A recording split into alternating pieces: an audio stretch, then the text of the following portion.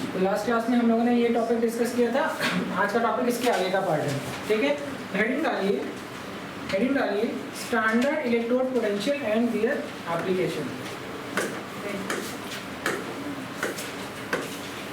लिखिए standard electrode potential and their application.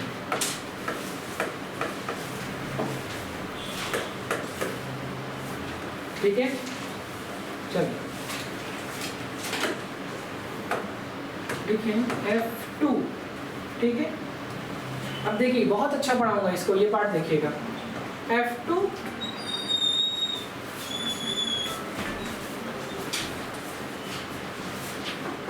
इसको यहीं पे लगा दें, भाई नहीं, ठीक है। अब F2 एक मॉलिक्यूल है, मॉलिक्यूल बॉन्ड से मिलकर के बना होता है। यहाँ पर बॉन्ड को तोड़ के क्या बनाएंगे, पहले उसका एटम, एटॉमिक फॉर्म। तो क्या करेंगे, बॉन्ड को तोड़ना है, तो बॉन्ड डिसोसिएशन एनर्जी, बॉन्ड को तोड़ने के लिए जो एनर्जी लगेगी that is bond dissociation energy, enthalpy of bond dissociation energy. ठीक है, अब ये बॉन्ड को तोड़ने के लिए एनर्जी दी जाती है, इसको कहते हैं एंडोथर्मिक रिएक्शन। कैसी? Endothermic reaction. इसके बाद अब फ्लोरीन या fluorine is a non metal, तो it has tendency to gain electron, it has tendency to gain electron. तो क्या बात होगी, इलेक्ट्रॉन गेन एंथैल्पी। क्या होगी, इलेक्ट्रॉन गेन एंथैल्पी। और it is an exothermic process. कैसे है? Exothermic process. तो ये किस में टूटेगा, तो इलेक्ट्रॉन लेगा तो फ्लोराइड आयन। कौन सा है? Fluoride ion. इसके बाद क्या होगा, आयन है पानी के अंदर, आयन है पानी के अंदर, तो इसकी सरफेस पर क्या आकर के ऑक्यूपाई होगा, वाटर का मॉलिक्यूल। इसे वाटर ऑफ क्रिस्टलाइजेशन कहते हैं। ठीक है, और यहाँ पर जो पानी आकर के एडजॉर्ब हो रहा है आयन की सरफेस पे, इसे क्या कहेंगे, तो कहेंगे एडजॉर्प्शन। तो क्या हो गया, तो पानी आकर के लग रहा है, तो हाइड्रेशन एंथैल्पी। क्या? Hydration enthalpy. तो क्या हो गया यहाँ पर, दिस इज फ्लोराइड आयन, और यहाँ पर आयन की सरफेस पर क्या करके एब्जॉर्ब हो गया, तो this is enthalpy, this is hydration enthalpy. ठीक है, और ये भी एक तरीके का एक्सोथर्मिक प्रोसेस है। कैसा प्रोसेस है? Exothermic process. ये नॉन मेटल के लिए है। किसके लिए है? For non metals. किसके लिए? For non metals. Vandana ma'am सभी बच्चों को बता दें क्लास लाइव है, ठीक है। चलें, अब बात आती है for metals. For metals like sodium, ठीक है, सोडियम। अब सोडियम पहले क्या होगा, तो कहेंगे सर अपने एटॉमिक फॉर्म में कन्वर्ट होगा, तो एंथैल्पी ऑफ एटमाइजेशन। ठीक है, ये एक एंडोथर्मिक प्रोसेस है। क्या है? एंडोथर्मिक प्रोसेस है। इसके बाद क्या होगा, सोडियम अपने एटॉमिक फॉर्म में आ गया, सोडियम एटम। ठीक है, अब इसका क्या होगा, आयोनाइजेशन। क्या होगा, तो आयोनाइजेशन। ठीक है, चलो ये हो गया, ये एंडोथर्मिक प्रोसेस ये भी है। तो क्या बनेगा, सोडियम आयन। अब सोडियम आयन क्या होगा,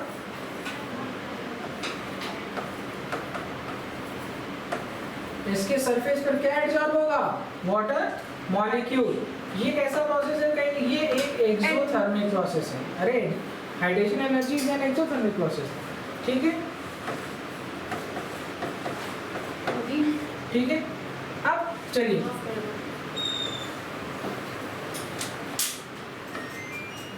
ठीक है, चलिए एक बात समझें, यहाँ पर दो केस है।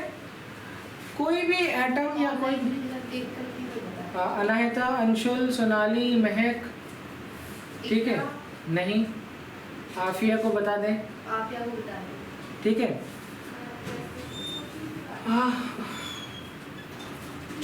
ठीक है, मतलब हमको देख के तुम लोग एसी क्यों बंद कर देते हो?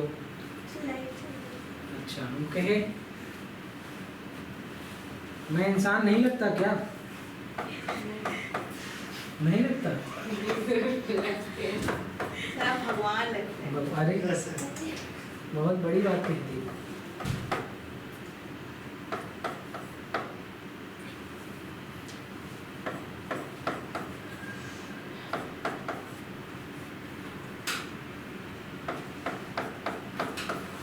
अब यहाँ देखो दो कंडीशन देखिए आप। एक बारी जब आपने देखा पहली वाले में, देखो पहले वाले केस में जो नेट एनर्जी है, नेट एनर्जी यहाँ पर देखो, एंथैल्पी बॉन्ड डिसोसिएशन एनर्जी मान लो या एटमाइजेशन एनर्जी मान लो +5 +7, और लेकिन हाइड्रेशन एनर्जी इज नेगेटिव -25, बहुत बड़ी वैल्यू है। जब आप इनको तीनों को जोड़ोगे तो आंसर नेगेटिव में आ रहा है। किसमें आ रहा है? नेगेटिव में आ रहा है ये, और दूसरे वाले में आंसर पॉजिटिव में आ रहा है। देख रहे हैं? तो कोई भी आयन स्टेबल तब होगा जब नेट एनर्जी क्या होगी? नेगेटिव। ठीक है, नोट करिए, मैं लिखवा रहा हूँ। सर ये नीचे वाला भी नोट करो। हाँ, तो अगर इनका एल्जेब्रिक सम नेगेटिव आएगा तो भैया वो आयन ज़्यादा स्टेबल है अपने एक्वस मीडियम में। ठीक है, इसीलिए वो नेगेटिव है।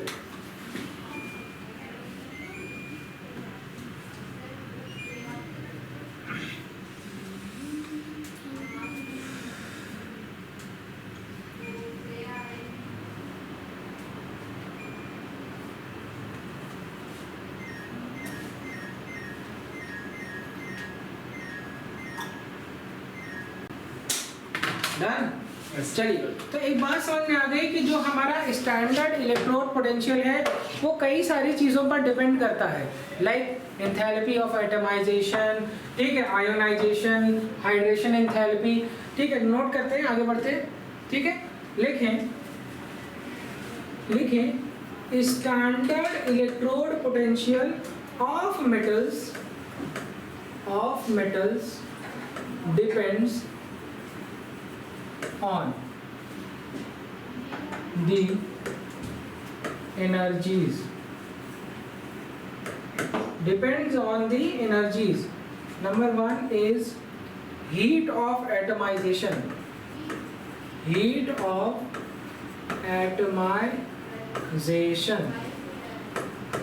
ठीक है, it is an endothermic process which is positive in nature. Next is ionization energy. Again, ionization therapy is also an endothermic process. The third is hydration energy.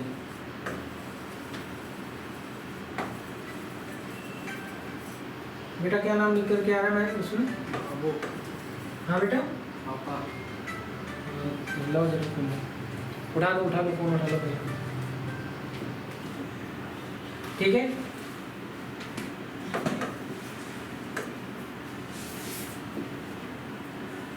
समझ में आया? लिखिए, more the negative value of algebraic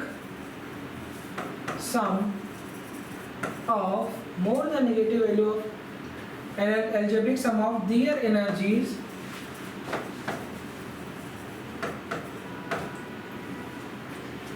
more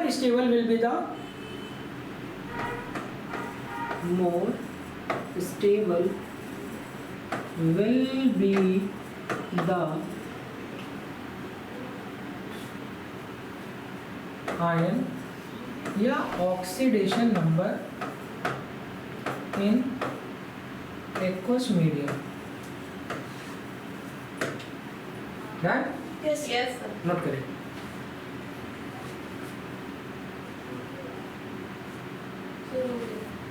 done? Yes sir. चलिए करें। Yes sir. देखिए, like this is standard electrode potential. अब यहाँ पर एक आयन है वो M+2, और एक बार वही कंडीशन है स्टैंडर्ड M+3। ठीक है, और एलिमेंट्स लिख लीजिए, लाइक SC2V, सॉरी माफ कीजिएगा, Cr, Mn, Fe, Cu, Ni, Cu and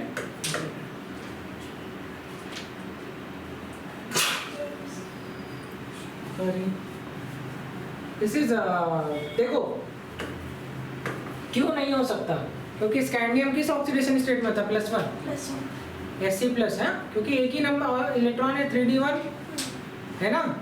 लेकिन जब आप टाइटेनियम की बात करते हैं तो ScTiTA मतलब 22 मतलब +2 तो होगा ही होगा आराम से, राइट। चलो तो आगे की बात समझ लेते हैं। तो +2 हो सकता है तो +3 भी हो सकता है, अगर यहाँ तो +2 ही पॉसिबल नहीं है, ठीक है। चलो यहाँ पर जो है वैल्यूज मैं दिख रहा हूँ -1.63 -1.18 वोल्ट सब वोल्ट में है। क्रोमियम की लिख रहा हूँ, ये वेनेडियम की है और ये इसकी है, कॉमा लगा दे रहा हूँ। क्रोमियम की है -0.91 वोल्ट। मैग्नीज की है आपकी -1.18 वोल्ट। आयरन की है आपकी -0.44।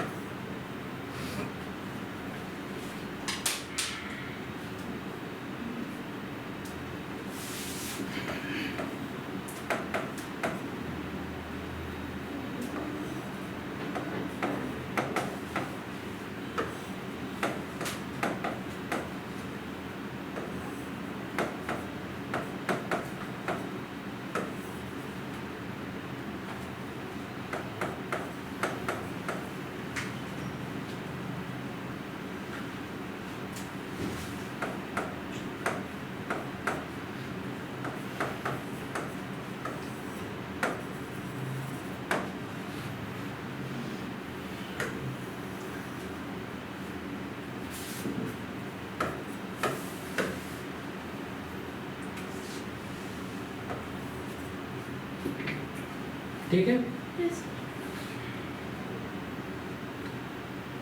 अब इतने को देखिए,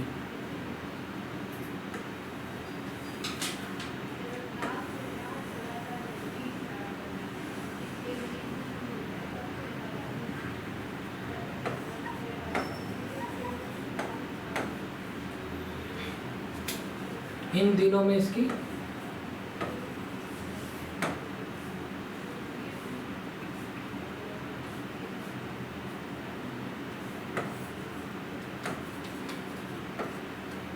जब आप इन तीनों में कंपैरिजन कर रहे हैं तो इसकी सबसे कम और इसकी सबसे ज़्यादा।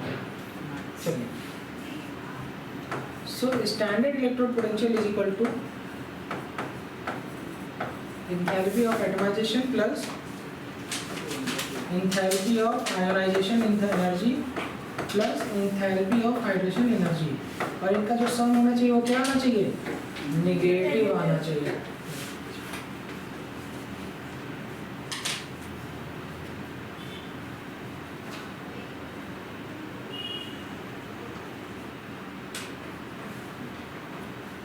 मेटल्स का नेचर कैसा होता है, मेटल ऑक्साइड्स का बेसिक, ठीक है। तो चाहो तो एक बात लिख लो, जो आयनाइजेशन एंथैल्पी है उसका कोई भी रोल बेसिक स्ट्रेंथ निकालने में नहीं होता, ठीक। Ionization enthalpy will not be considered for the determination of basic strength along the period, ठीक है। कल तो सर आपने लिखवाया था, क्या लिखवाया था, basic nature of oxide and oxide. हाँ, तो आयनाइजेशन एंथैल्पी का लिखवाया था, तो उसी के एप्लीकेशन पीरियड और ग्रुप में अंतर है बेटा, अलोंग द पीरियड बोला है मैंने, अलोंग द ग्रुप तो इनवर्स प्रोपोर्शनल है। बेसिक स्ट्रेंथ और आयनाइजेशन एंथैल्पी रिलेशन कैसा है, इनवर्स। जाहिर सी बात है, जिसकी आयनाइजेशन एंथैल्पी जितनी ज़्यादा होगी वो इलेक्ट्रॉन ही नहीं देगा, तो मेटल मतलब मेटल की बेसिक प्रॉपर्टी होती है इलेक्ट्रॉन को डोनेट करना, देगा ही नहीं तो आयनाइज कहाँ से होगा, राइट। तो बेसिक कहाँ से होगा? तो मेटल जितना ज़्यादा कोई भी चीज़ मेटालिक उतना ज़्यादा वो बेसिक। ठीक, चले। कल बहुत इंपॉर्टेंट क्लास आपने मिस करी, रिडॉक्स, रिकॉर्डेड में देख लीजिएगा। ठीक है, सर आपने जो बोला है एक बार फिर से बोलिए। Ionization enthalpy will not be responsible, क्या लिखा है बेटा? Ionization energy does not play any role in determining the basic nature of any element along with Ionization enthalpy does not play any role in determining the basic strength of metal along the period. ठीक है, चले पढ़े। Yes, sir. So the next is, देखिए ongoing, वो जो आप लोगों ने लिखा है उसी को मैं एक्सप्लेन कर रहा हूँ। From scandium to zinc, ongoing from scandium to zinc, the standard electrode potential, like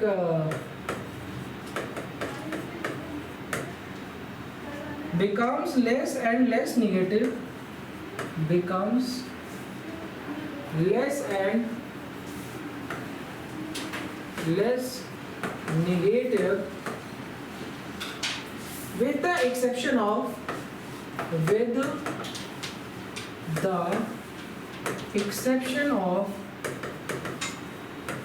कौन कौन सा था? Manganese and zinc, right. More negative क्या है? जनरली क्या होना चाहिए? लेफ्ट से राइट जाएंगे, स्टैंडर्ड इलेक्ट्रोड पोटेंशियल बढ़ना चाहिए, पॉजिटिव वैल्यू में आना चाहिए, लेकिन ये अपने से पहले वाले से ही ज़्यादा निगेटिव होते हैं, दिखाते हैं। यहाँ पर देखिए मैग्नीज की -1.18 है और इसकी -0.91 है, जबकि इसकी कम निगेटिव होनी चाहिए थी, इसकी ज़्यादा निगेटिव होना चाहिए थे। देखो ना, इसके पहले वाला ज़्यादा निगेटिव है, उसके नहीं दिख रहा है, -1.18 ज़्यादा निगेटिव वैल्यू है -0.91 से। इसी तरीके से वेनेडियम के टाइम में जब तुम ये देख रहे हो तो टाइटेनियम की ज़्यादा निगेटिव है वेनेडियम से, राइट। लेकिन जब तुम मैग्नीज को देखते हो, किसको देखते हो? जब आप मैग्नीज को देखते हैं तो अपने आगे वाले से ज़्यादा निगेटिव वैल्यू इसकी है। इसी तरीके से जब आप जिंक के साथ इसको देखते हो तो अपने आगे वाले से कम नहीं है क्या? Yes, sir. हाँ, सावन सही पढ़ा रहा है। लिखिए more negative than previous one, right. मतलब क्रोमियम वाला ज्यादा निगेटिव है और ये क्या है? More negative. ठीक है, मैग्नीशियम लेस है ना, and this is more negative.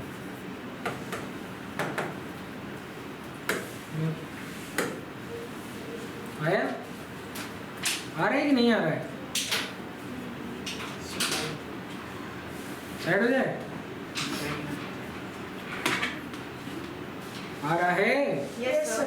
इसी तरीके से कॉपर और जिंक का रिलेशन देखिए तो किसका वैल्यू ज़्यादा निगेटिव है? एक की 0 है और एक की पॉजिटिव है, तो जाहिर सी बात है अगर देखा जाए तो ये कम है, निगेटिव में मतलब कम, right.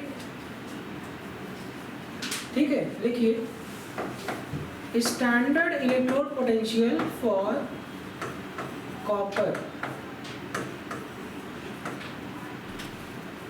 Is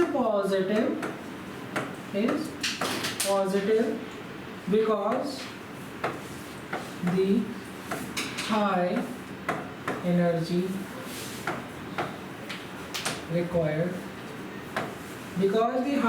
required to transform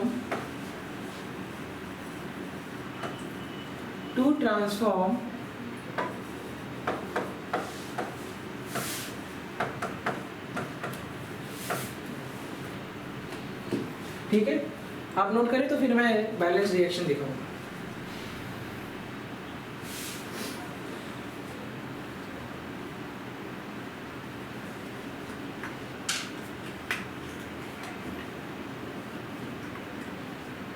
Sir, हो गया।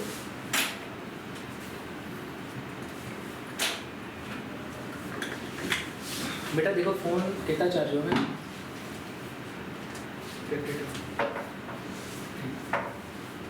चलो तो मैं पीछे करेंगे तो कितना हो जाएगा।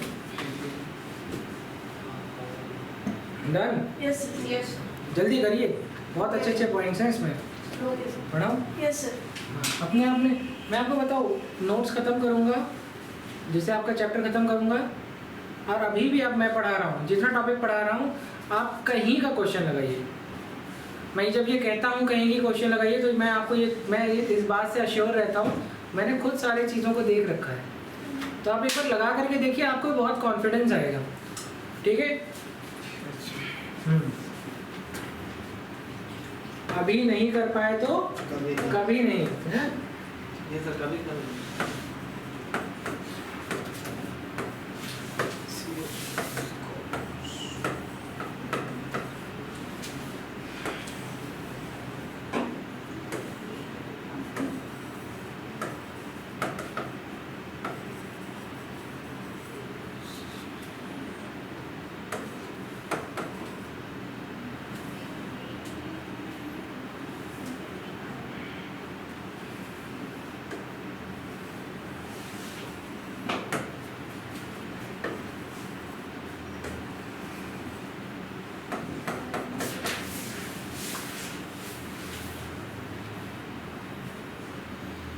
अब देखो, ये वैल्यू निगेटिव है और ये वैल्यू पॉजिटिव निगेटिव जो भी होना है। जैसे यहाँ पर एटमाइजेशन लगी होगी, इंथैल्पी ऑफ एटमाइजेशन लगी होगी, इंथैल्पी ऑफ आयोनाइजेशन लगी होगी, फर्स्ट आयोनाइजेशन इंथैल्पी, और यहाँ पर enthalpy of second ionization enthalpy लगी होगी। यस यही तो होगा।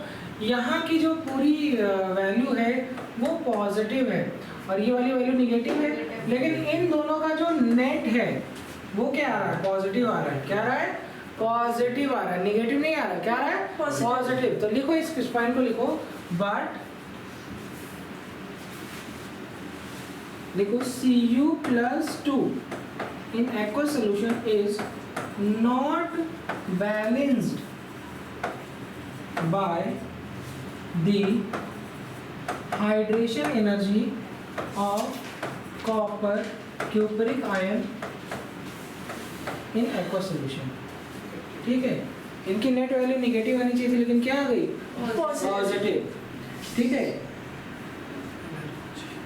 तो इसीलिए लिखा हुआ है कि जो लिखवाया है पॉइंट कि जो कॉपर की स्टैंडर्ड इलेक्ट्रोड पोटेंशियल है वो पॉजिटिव आ रहा है। देखो लिखवाया है आपकी कॉपी में।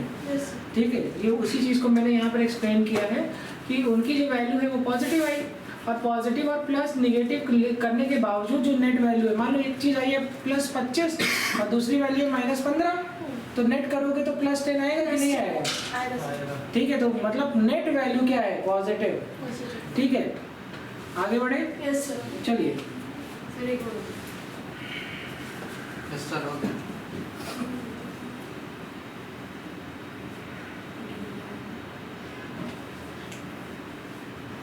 चलो एक पॉइंट लिखो, या फिर ये एक असर्शन रीजन क्वेश्चन रहा है, तो मैं आप चाहो तो पॉइंट के फॉर्म में मैं लिखवा दे रहा हूँ।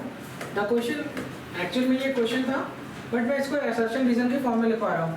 For the first 4 members, for the first 4 members like SC, TI, V and Cr, the higher oxidation state, higher oxidation state क्या होती है? +3। the higher oxidation state, what is the higher oxidation state? actually +3। किसी भी जो है D block element transition metals की become more stable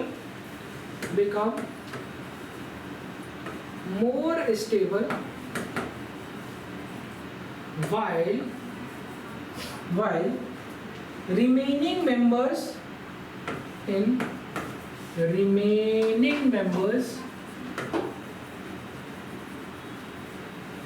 lower oxidation state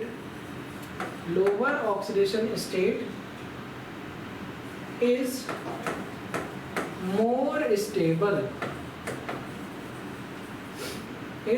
more stable for like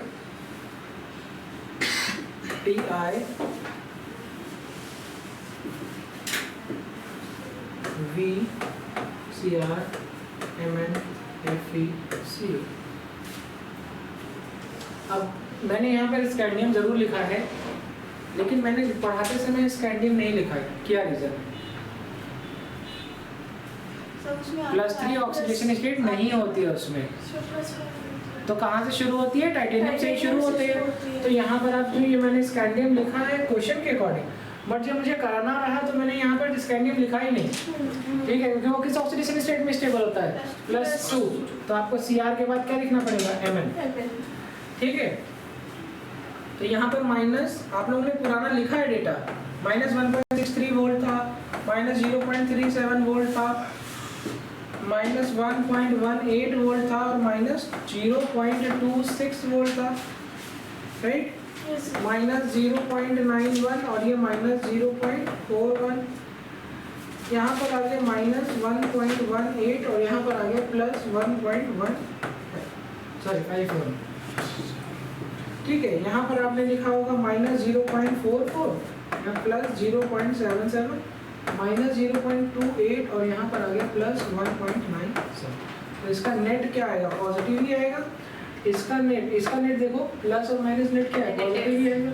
अरे 0.77 और 0.45 पॉजिटिव ही वैल्यू आएगी, राइट?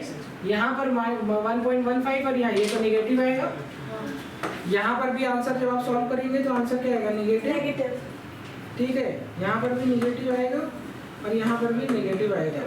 तो कहाँ +3 ऑक्सीडेशन स्टेट ज़्यादा स्टेबल होगी? यहाँ पर और यहाँ पर, राइट?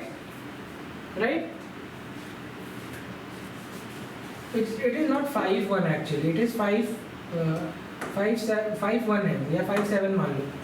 तो ये वैल्यू बड़ी है 1.18 से, तो ये आंसर पॉजिटिव आ रहा है। दिखा? Yes sir. अरे इसको नेट करो, ये +1.57 बड़ा या 1.18, राइट? ये पॉजिटिव, तो यहाँ पर +2, यहाँ पर भी +2 और यहाँ पर भी +2 ज़्यादा स्टेबल।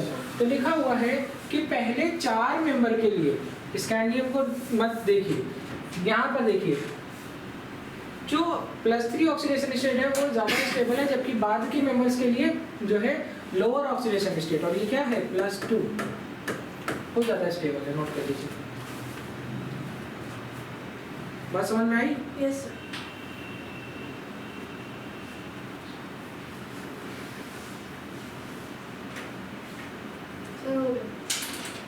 चलो, तो इधर देखो, मेरी बात समझो।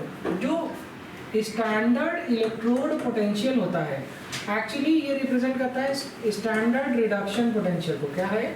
Standard electrode potential is the indicative of the standard reduction potential.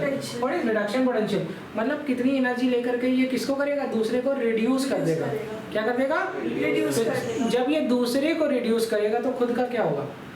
Oxidation. तो ये किसकी तरह बिहेव कर रहा है? जो हम, अच्छा, एजेंट, जैसे LIC एजेंट किसको LIC बेचता है? खुद को कि दूसरे को? दूसरे को। तो ऑक्सीडाइजिंग एजेंट खुद को ऑक्सीडाइज करेगा कि दूसरे को? दूसरे को। रिड्यूसिंग एजेंट खुद को रिड्यूस करेगा कि दूसरे को? दूसरे को। तो standard reduction potential is inversely proportional to the reducing power. किसकी इनवर्सली प्रोपोर्शनल है? Reducing power. मतलब जितना ये वैल्यू कम होगी, मतलब जितनी ज्यादा निगेटिव वैल्यू होगी, जितनी ज्यादा निगेटिव उतना कम, ऐसी बात है। तो जितनी ज्यादा ये वैल्यू निगेटिव हो या जितनी ज्यादा वैल्यू आप कह सकते हो निगेटिव है, जितनी वैल्यू ये कम होगी उतना अच्छा ये रिड्यूसिंग एजेंट होगा। क्या होगा? उतना अच्छा ये रिड्यूसिंग एजेंट होगा। पहली बात, ये बात समझ में आ गई? यस। अब आती है दूसरी बात समझाने की कि उतना अच्छा ये रिड्यूसिंग एजेंट होगा तो उतना बेकार ये क्या होगा? Oxidizing agent. तो इसमें जिसका रिड्यूसिंग पावर सबसे ज्यादा होगा, सॉरी SRP जितनी ज्यादा होगी, क्या होगी? तो SRP is directly proportional to oxidizing power, या आप कह सकते हैं ऑक्सीडाइजिंग एजेंट, रिड्यूसिंग पावर या रिड्यूसिंग एजेंट। समझ में आई? तो जितनी ज्यादा SRP की वैल्यू होगी उतना ज्यादा इसका क्या होगा? ऑक्सीडाइजिंग पावर, या आप कह सकते हैं जितना ज्यादा ये वैल्यू ज्यादा होगी। तो एक बात बताओ कि ये वैल्यूज पॉजिटिव है ना, Mn, Fe, CO की देखो सबसे ज़्यादा वैल्यू आएगी। जब तुम देखोगे तो पॉजिटिव वैल्यू बहुत ज़्यादा आएगी इसकी थोड़ी कम आएगी। इसकी आएगी काइंड ऑफ प्लस 0.33। अरे यार 44 में 33 जोड़ोगे 77 आएगा। तो इसकी वैल्यू आएगी अप्रॉक्सीमेटली, ये तो +2 ऑक्सीडेशन स्टेट है, इसके चक्कर में रहना, प्लस 0.33 आएगी कि नहीं आएगी? Yes sir. और जब इसकी वैल्यू इसको घटाओ तो अरे यार 9 8 मान लेते हैं, तो ये हो गया 0, 9 में से 2 गया कितना आएगा? 7 और 1.7 आ रहा है, प्लस 1.70 वोल्ट आ रहा है। Yes sir. और अगर तुम 8 मान लेते तो वो 6.8 आ जाता या 6.9 आ जाता, 6.2 सॉरी। मेरी बात समझिए। तो positive value standard electrode potential की वैल्यू पॉजिटिव है, ज़्यादा है, तो ये अच्छा रिड्यूसिंग एजेंट होगा कि अच्छा ऑक्सीडाइजिंग एजेंट होगा? अच्छा रिड्यूसिंग एजेंट वो होगा जिसकी इस एससीपी की वैल्यू कम, इसकी ज़्यादा है ना, तो ये अच्छा ऑक्सीडाइजिंग एजेंट होगा। क्या होगा? It is good oxidizing agent. यही एक क्वेश्चन है एग्जाम का। तो देखिए ये क्वेश्चन आया था जेईई मेंस में। जेईई मेंस का क्वेश्चन था, देखिए the question is find out the strongest oxidizing agent in following in aqueous medium। ठीक है, option 1 is Fe+3, option 2 is Mn+3, option 3 is CO+3 and option 4 is all are equally oxidizing। बताएं क्या होगा? अभी आप लोगों ने सॉल्व किया, राइट आंसर दिस। ठीक है, समझ आ रही है क्लास? जितने बच्चे लाइव में हैं सबको समझ आ रही है?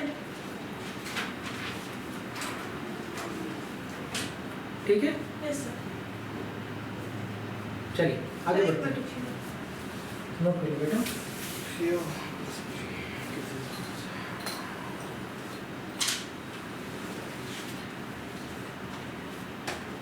ठीक है, तो ऑक्सीडाइजिंग पावर का मतलब ये समझ में आ गया।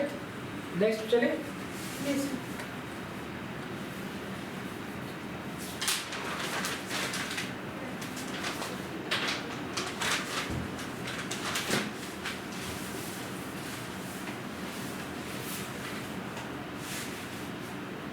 चलो, एक बहुत इंपॉर्टेंट बात है, बहुत इंपॉर्टेंट। ठीक है,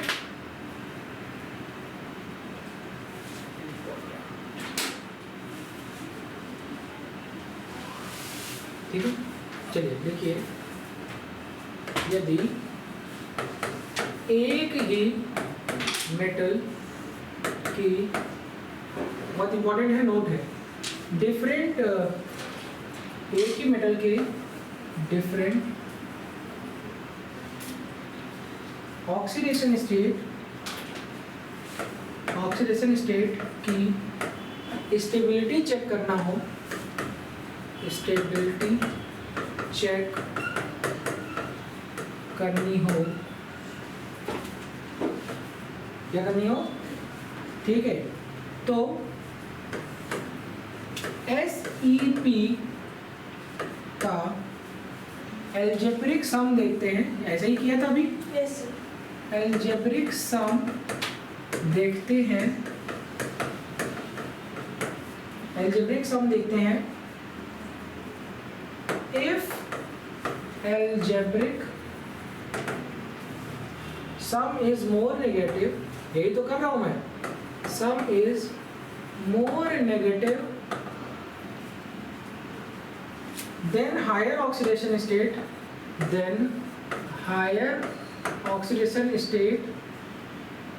will be stable। यही रीजन था कि मैग्नीज +2 में था, क्योंकि उसकी एल्जेब्रिक सम पॉजिटिव आई थी। will be stable। ठीक है, yes. if algebraic sum is less negative, if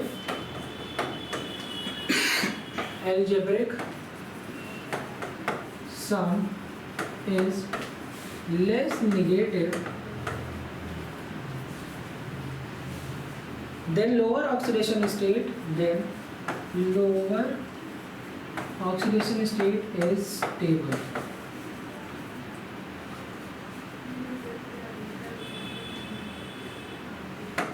अब बात आती है कि अगर एलिमेंट डिफरेंट है, देखिए फॉर मतलब यहाँ पर बात हो गई Ti+2 और Ti+3 में कौन ज़्यादा स्टेबल, इसको निकालने का ये तरीका।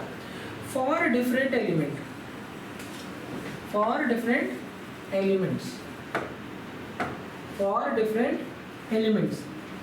इन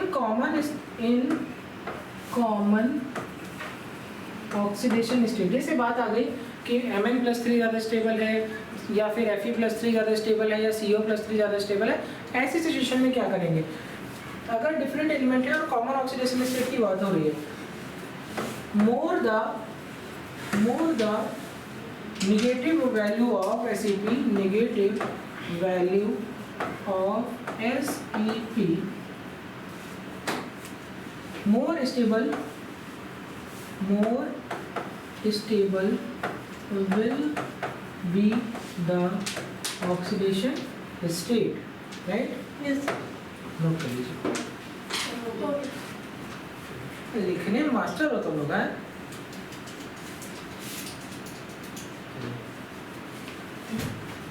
सर कौन मार रहा भाई? सर मारा नहीं सर, वो ऐसे ऐसे कर रहे थे, वो गलती से समझा कौन मारेंगे तुमको? गलती से लगा। गलती से इतनी तेज होता है? नहीं सर, ऐसे ऐसे कर रही थी मैं, मेरा आते लगे। मतलब चोटिल करते हैं ये लोग हैं? चले आगे बढ़े, ऐसे ही करो। नोट करो जल्दी बेटा।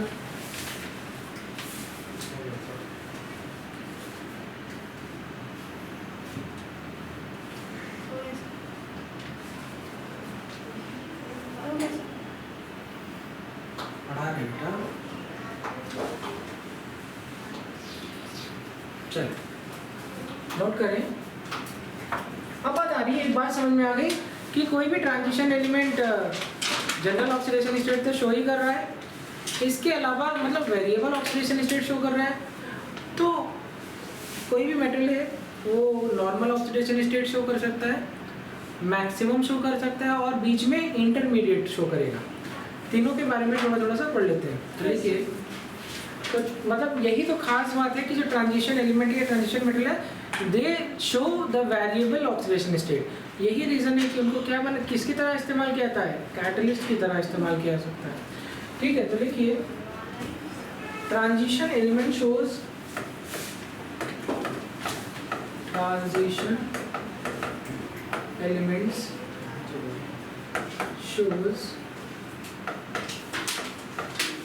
variable oxidation state.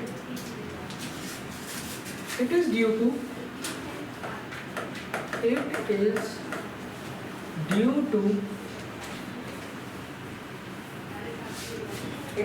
to देखिए lesser energy difference,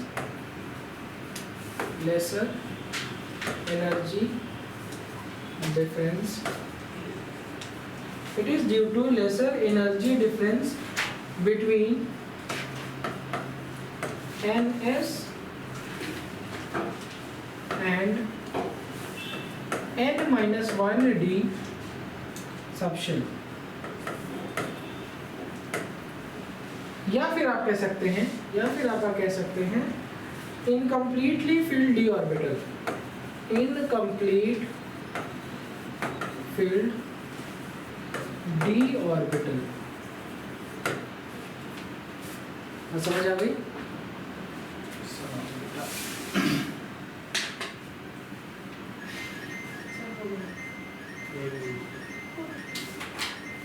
ठीक है, इनकम्प्लीट फील्ड d ऑर्बिटल। चलो, तो अब हम लोगों को एक बात समझ में आ गई कि मैक्सिमम ऑक्सीडेशन स्टेट हो सकती है, इंटरमीडिएट ऑक्सीडेशन स्टेट हो सकती है और मिनिमम ऑक्सीडेशन स्टेट हो सकती है। ठीक है, तो लिखें, तो कोई भी डी ब्लॉक एलिमेंट है तो they will show maximum oxidation state, intermediate oxidation state and minimum oxidation state, ठीक है, लाइक NS की सारे इलेक्ट्रॉन प्रेजेंट हैं। तो ऐसी स्पीसीज क्या बनाएगी? आयोनिक बॉन्ड क्या बनाएगी? ठीक है, and it is always minimum oxidation state में always acts as a reducing agent, ठीक है। They will form basic oxides and hydroxide, ठीक है। जैसे एग्जांपल Fe2O3, तो यहाँ पर किस ऑक्सीडेशन स्टेट में होगा? +3, अरे ये है ना, तो -2 × 3 इज -6, तो 2 Fe है तो एक पे कितनी आएगी? +3, तो 2 Fe क्या हो गया? +3 + 3 + 6 हो जाएगा, और -6 + 6 - 6 नेट क्या होगा? 0 आया? अरे +6 में -6 जोड़ दोगे तो नेट 0 नहीं आएगा, तो कंपाउंड, ठीक है। दूसरा लिख सकते हैं लाइक FeO, राइट, ठीक है। चलो अब बात आती है कि मैक्सिमम ऑक्सीडेशन स्टेट, मतलब N-1D के, मतलब NS के भी निकाल लो और किसके निकाल लो? N-1D। जैसे स्कैंडियम +3 ऑक्सीडेशन स्टेट, तो स्कैंडियम अगर मैं +2 बोलूं, क्या बोलूं? +2, तो पहले इलेक्ट्रॉन कहाँ से निकलेगा? 4s2, 4s से निकल जाएगा, 3d से निकलेगा नहीं, तो 3d1 रहेगा। हाँ। लेकिन अगर मैं Sc+3 बोल रहा हूँ तो 4s2 भी निकल रहा है और 3d1 भी निकल रहा है, तो 3d से भी निकल रहा है और 4s से भी निकल रहा है। तो ये समझ में आ गया कि इसका मतलब ये है कि NS से तो निकाल ही रहे थे, N-1D मतलब जो 4s या 3d दोनों से निकाल लिया। N-1D के अनपेयर्ड इलेक्ट्रॉन प्लस NS के सारे इलेक्ट्रॉन। अनायता हिंदी आती है तुम्हें?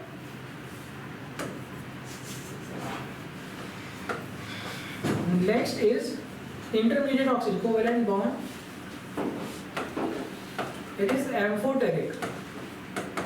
अरे यार एक चीज नहीं लिखवाया, यहाँ पर बॉन्ड किस तरीके का बनेगा? कोवेलेंट। कैसे बॉन्ड बनाएंगे? कोवेलेंट। ये भी कोवेलेंट बॉन्ड बनाएगा, इसका नेचर एम्फोटेरिक होगा। कैसा होगा? एम्फोटेरिक।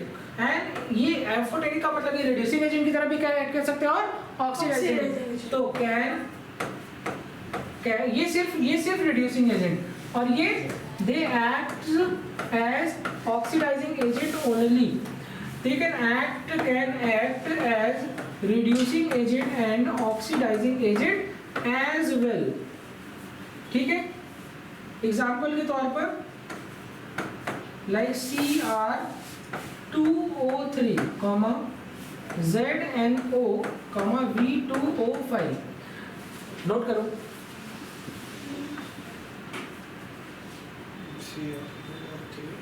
अभी मुझे बहुत सारी चीजें लिखवानी है।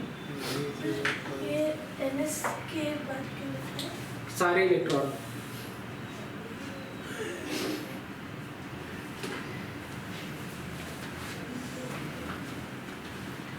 अब देखो यहाँ पर एक, अभी इसका सबसे ज्यादा लिखवाना है, बाकी सब तो हो गया।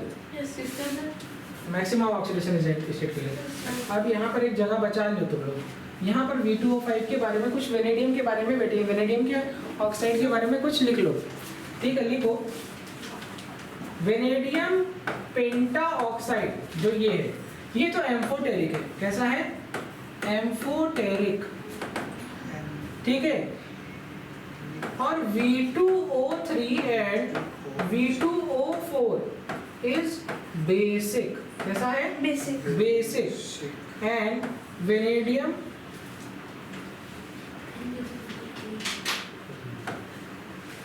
यहाँ पर नो एसिडिक ऑक्साइड, मैं यहाँ कैसे लिखूँ? सर क्या लिखें? ऑक्साइड लिखना है।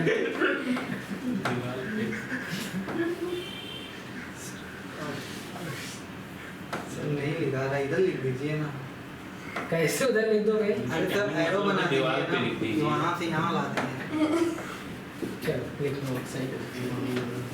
तो वो लिखा क्या है? सबको दिख तो रहा है? सर बहुत छोटा होता है। सर हाँ हाँ।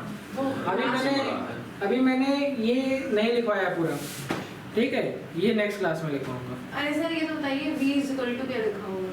नो एसिडिक ऑक्साइड वेनेडियम का या तो एम्फोटेरिक ऑक्साइड बनेगा या तो बेसिक बनेगा। एसिडिक ऑक्साइड नहीं बनाता वेनेडियम के ऑक्साइड, ठीक है? Vanadium will not form any kind of acidic oxide. वही लिखा हुआ कि वेनेडियम का no acidic oxide, vanadium will form no acidic oxide. या फिर आप एसिडिक ऑक्साइड लिख के ऐसे काट भी सकते हैं। गलत तो और नहीं दिख रहा है। ठीक है? सर हो गया। हाँ, नजर हटेगी तो मिस हो जाएगा, राइट? Yes, sir. अभी मैक्सिमम ऑक्सीडेशन स्टेट वाला कुछ पार्ट बचा हुआ है, लाइक कई सारी बातें उसके बारे में बतानी है, वो नेक्स्ट क्लास में पढ़ाएंगे। Thank you. ठीक है, चलो थैंक यू। बस इतना ही खिला। बहुत कम पढ़ाया होगा आज मैंने। 40 मिनट हो रहे हैं। मन नहीं कर रहा है क्या तुम लोगों का? 5 pages. मेरी ट्रेन छूट जाएगी एक्चुअली, मैं बहुत लेट कर चुका हूँ। शुरू करो। ठीक है। चलो आ Traffic भी जाओ। होगा अभी. चलो थैंक यू।